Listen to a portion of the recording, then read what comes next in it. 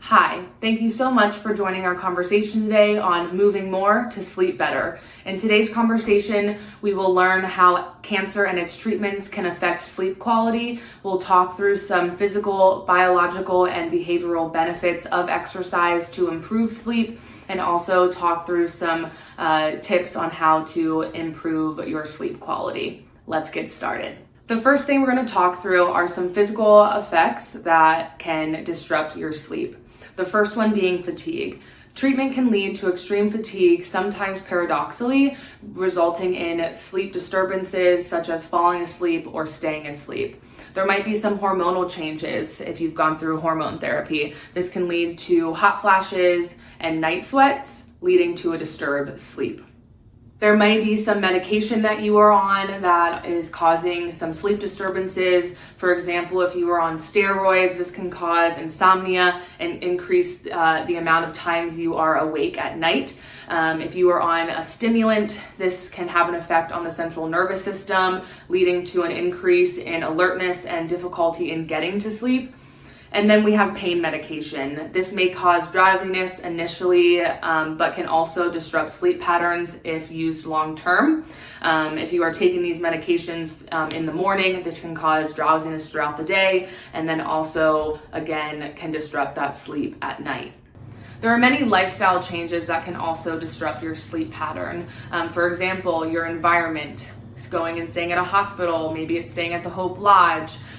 These changes expose patients to unfamiliar environments, noises, and disruptions affecting your sleep patterns. I know for me, whenever I go somewhere and I know I'm staying even just 1 night to 2 weeks, I am taking my pillow that I like, my blanket I like, and also I'm making sure that I have a fan because I enjoy white noise. So, if you know that you are going and being away from home for an extended period of time, take those things that you need to improve your sleep quality, and also to give you a little bit of a reminder of home.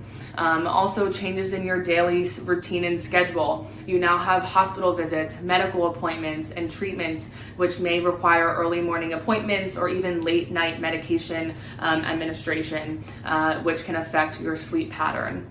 Fun fact, physical activity actually can significantly improve sleep quality during treatment through various mechanisms that address challenges associated with diagnosis and its therapies. The first thing we're going to talk through is the regulation of sleep and wake cycle. Regular physical activity helps regulate the body's circadian rhythm, promoting more sleep. It also enhances the production of melatonin, and an increase in melatonin levels in the evening also help to facilitate the onset of sleep. It also reduces the cortisol and adrenaline levels in the body. Lower stress hormone levels equals a decrease in anxiety and an increase in sleep. Also, some pain medications. Exercise induces the release of endorphins, which are your natural painkillers and mood enhancers that can reduce discomfort and pain. There are also physical activity can alleviate the muscle tension and stiffness. Sometimes if you are feeling just a little bit of maybe restless leg syndrome or just some soreness through the legs, you might just need to get the blood circulating and get some of the fluid moving throughout the body. So just a couple, maybe some high knees or some butt kicks also help, and just stretching out those lower body muscles can make a huge difference. There are also many behavioral benefits to exercise and how it improves your sleep quality. A structured routine. Incorporating exercise into a daily routine can provide a sense of normalcy and structure, especially during a time when there's not a whole lot that the patient can control. Exercise is the one thing that you do have control over. You have control over the frequency, so how many days that you exercise in a week. You have control over the duration in which you exercise. So if that looks like 2 minutes or an hour, movement is movement. And you can also control how hard you work. So that intensity, you can increase the intensity, or you can also bring it down depending on how you're feeling that day. And this also can help improve your sleep patterns. Walking outdoors or exercising inside with lots of natural light can also regulate your sleep-wake cycle. I always recommend, if you're able to, walk outside, get that nice sunlight, some vitamin D, and some fresh air. Just make sure if it's super sunny that you are wearing some sunscreen. And then also energy expenditure. Engaging in physical activity increases your energy expenditure, leading to physical tiredness that can facilitate falling asleep and also improve your sleep depth. It also can help reduce some restlessness and the urge to move during your night sleep, promoting more uninterrupted sleep at night. Also, another fun fact I have for you is that exercise can serve as a positive distraction from symptoms and the side effects of treatment, improving the relaxation and your sleep quality. And lastly, I will talk through some tips for better sleep. Number one is I always recommend establishing a sleep routine. This might look like going to bed and waking up at the same time every day, or developing a relaxing pre-sleep routine. This can look different for everybody. Everyone enjoys different hobbies and activities. I recommend reading at night, listening to soothing music, and a skincare routine. Reading at night is much better than laying on your phone because that blue light can increase your alertness and staying awake, and when you put your phone down, it's going to take you a lot longer to fall asleep. Listening to soothing music, maybe some white noise if you don't really want music but you just want some sound, listening to the birds chirping, the wind blowing, or just some nice rain sounds. And then that skincare routine, maybe you don't really have a skincare routine. Maybe it's just washing your face with soap is a nice way to finish your day and relax.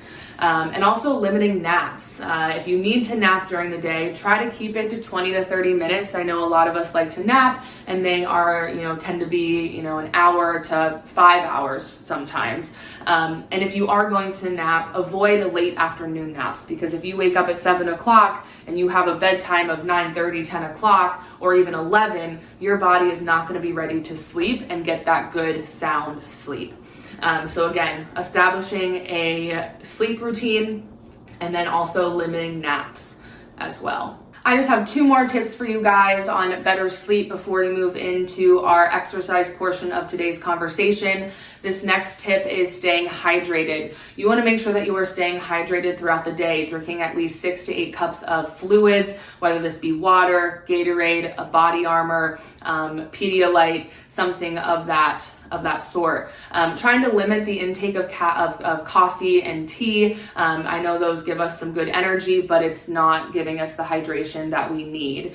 I would limit the intake of fluids towards the evening time. This will help minimize those nighttime trips to the bathroom. And lastly, limiting that screen time. I recommend reducing exposure to screens at least an hour before bedtime. The blue light can definitely interfere with the production of the sleep hormone melatonin, and it also affects your ability to fall asleep at night. So I always recommend just grabbing a book, or as soon as you get into bed, turn the lights off and it's time to go to sleep.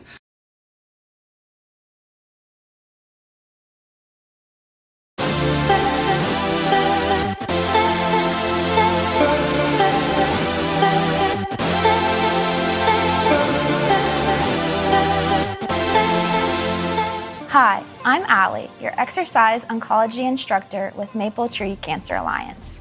This 12-week exercise program is designed to boost your energy levels. We understand that cancer treatments can leave you feeling drained and exhausted, and exercise is probably the last thing you want to do. But just a brief period of exercise will help boost your energy levels. The workouts in this series are designed to last 10 to 15 minutes and will help improve your energy levels by increasing blood flow and stretching your muscles. These exercises will require minimal exertion, but will help you feel refreshed and energized. All you'll need this week is a sturdy chair. The following exercises are meant to be pain-free. If you experience any pain from these movements, please skip the movement or stay in your pain-free range of motion. Let's get started. All right, so we'll begin today with some warm-ups. Just get our blood flowing, get our body warmed up for some resistance exercise. So we're just gonna begin with some neck tilts. So we'll just go ear to your shoulder, nice and slow. We'll hold it here for a couple seconds. And then we'll switch sides, nice and slow, take it the other way. So you're feeling the stretch all right in your neck. Good, let's go the other way. And if you want a little extra stretch, you can bring that arm over to your opposite ear and just deepen it just a little bit. Just make sure it doesn't hurt. We're just stretching. And then nice and slow, go the other way. And if you want to wrap that arm around your ear, just don't pull too far. Good, you can let that go. Go into some shoulder rolls, so nice, big, really dramatic, shoulders all the way up to your ears. And then nice, big, round rolls. We'll do 2 more forward. And then let's switch and go backwards. Again, nice, big, dramatic rolls. 1 more. Good. And then we're still warming up our shoulders. We'll do some shrugs. So just relaxed arms, bring your shoulders up to your ears. Hold it for a couple seconds and then drop it. Do that again, up to your ears and back down. Let's do that 4 more times at your own pace. You can do an inhale up, exhale down, inhale, bring them up. Exhale, bring them down. 2 more. Just shrugging our shoulders. 1 more. Good. Next, we'll do some seated cat-cows. So you're gonna start, round your shoulders, tuck your chin in, kind of tuck your body inwards. And then the next, you'll arch your back, look towards the ceiling, hold it here for a second, and then we'll just go back and forth between those movements. So tuck it in, and then bring it out. Remember, we're not in a rush. So do these nice and slow. Make sure they count. We're stretching your low back, your core. You always want to do a good warm-up before any exercise, just to reduce your chance of injury. Get your body, your heart prepared for exercise. Good, let's do 1 more of those. Nice big arch, look towards the ceiling. Good. Still working on our shoulders. We'll cross 1 arm over, bring it in with that opposite side, hold it here for just a second, couple seconds. And then we'll switch to the other side. Good, let's do 1 more of these each side. For these, just make sure your shoulders staying relaxed in its neutral position. You don't have to have it up next to your ear. Just nice and neutral where it usually sits. Other side 1 more time. Good. Now take both arms up over your head, reach towards the ceiling. Nice and tall, feel that stretch all in your sides. Nice full upper body stretch. And then nice and slow, lean to one side. Increase in that stretch right in here. And then nice and slow, bring it up over the other way.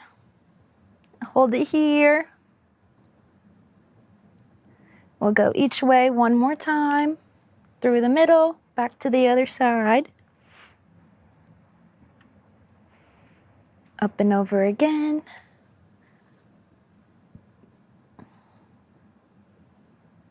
Good, you can relax. Next, we'll do our wrists.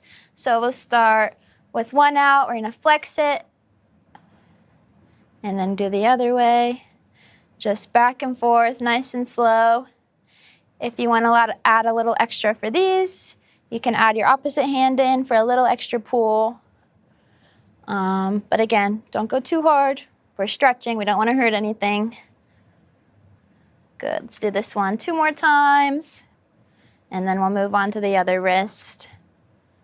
Up towards the ceiling, and then down. Other side, fingers to the sky, and then bring them down. And back up. This is just warming up our wrists. Like I said, we're warming up everything today, getting ready for exercise. Good, and then if you want that extra, you can pull with your other hand. Good, 2 more. Keep going. Good.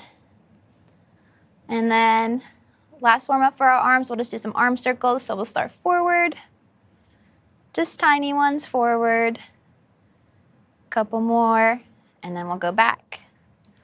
Warming up those shoulders. And then finally moving it down to our ankles. You can start with one foot, straighten it out, or you can be bent, whatever is most comfortable for you today. But we're just gonna do some point and then flex it up. You can call these ankle pumps as well. It's the same thing, but we're just warming up your ankles. So press down to the floor and then back towards the ceiling. Good. Couple more of these. Let's do one more. And then staying on this same side, we'll just do some ankle circles so you can bring that foot up and just swirl your ankle in a circle. We'll do 5 one direction and then 5 the other direction. So go ahead and switch. Nice big circles. Good. And then we'll move to the other foot, starting with those ankle pumps again. So press your toes towards the floor and then back towards the ceiling. Remember, that leg can be straight or have a slight bend in your knee, whatever feels better for you today. This is your workout. I'm just your guide. So whatever feels better for you. Good. Keep going through these. We'll do 2 more. Good. And then to our circles. So 5 one direction, and then 5 the other direction. Perfect. You can relax. Grab a drink if you need one. Now that our body's all warmed up, we're gonna get into the resistance part of our exercise. So we're gonna start with sit to stands. We're just using our chair for exercises today. So if you start right here, a sit to stand, you can have your arms wherever you're comfortable, but we're focusing on your legs, so don't push off with your arms. You can have them behind your head, in front of your chest. Just starting in your chair, you're gonna stand up and then sit back down. And that's 1, and we're gonna go for 8. This is number 2. If you need to hold on to something in front of you, you can move your chair to like your kitchen counter, use it for some extra balance. But just make sure you're lifting with your legs, not with your arms. I'm on number 6, so we just got 2 more. 7 and 8. Good job. Let's take a break, and we'll do that 1 more time. Grab a drink, take some deep breaths. We just got 3 resistance exercises today, so we'll get through. All right, let's do these 1 more time. So arms are wherever you feel comfortable. I have my feet about shoulder width apart, and we're gonna stand up and sit back down, and that's 1, and up, 2. Remember, make sure you feel it in your legs. If you're using something for balance, don't pull yourself up with your arms. Good. And I got 2 more. This is 7, and this is 8. Good. Sit back down 1 last time. Take a little break, and then next we're going to go into some wall push-ups. If you don't have open wall space available, you can always use the back of a chair. Just make sure it's a nice sturdy chair that won't move on you. But for wall push-ups, you're going to have your hands shoulder width apart on the wall. Your body's going to be at a slight angle. The more your body's angled and not straight, to the wall, the harder it's going to be. So however you want to do it, and then same idea on the back of your chair at a nice angle. Hands are on the back of the chair. All right, we're going to do 8 of these, so get wherever your starting position is today. And we're going to go down for 1 and then push back up. You want your elbows not directly next to you, but not flaring out all the way to the side either. Somewhere in the middle. So 2. And for these, if your form's off, you'll feel it. So if you feel any pain in like your lower back or in your shoulders, adjust accordingly. I just finished number 5, and we're going to 8. I'm on number 7. 1 more. Good job. Take a break. We'll do those 1 more time. And if you started on the chair and they felt a little too difficult, you can move to the wall, or if a wall felt too easy, you can move to the chair. Whatever works the best for you today is perfect. All right, let's do those 1 more time. So remember, hands right under your shoulders. You're at an angle, whichever angle is best for you today. And we're pushing towards the wall. And come back up. Elbows aren't flaring out all the way to the sides, but they're not next to us either. They're right in the middle. Good. I'm doing number 4. Go at your own pace. If you need a break between, that's totally fine. I'm on number 6. 2 more. 7. And 8. Perfect. You can sit back down in your chair. We've got 1 more exercise. Our last one is knee lifts. So I'm going to start with my hands behind my head, and I'm going to go opposite elbow to opposite knee. So we'll touch or get as close as you can to touching, and then back down. We'll stay on one side, do 8, and then move to our other side and do 8. So a couple deep breaths before we start, and let's go. So opposite arm, opposite elbow. 1, 2, staying on the same side for our 8, and then we'll switch. 4,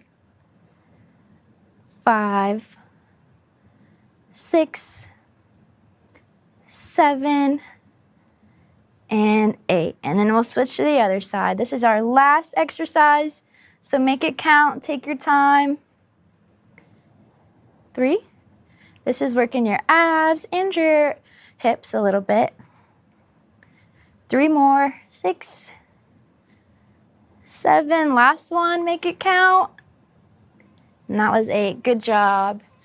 And that does it for week 1 of the Fatigue Fighter program. I'm so glad you joined me. I hope you're feeling more refreshed, more energized. Keep with it, and it will really make a difference for you.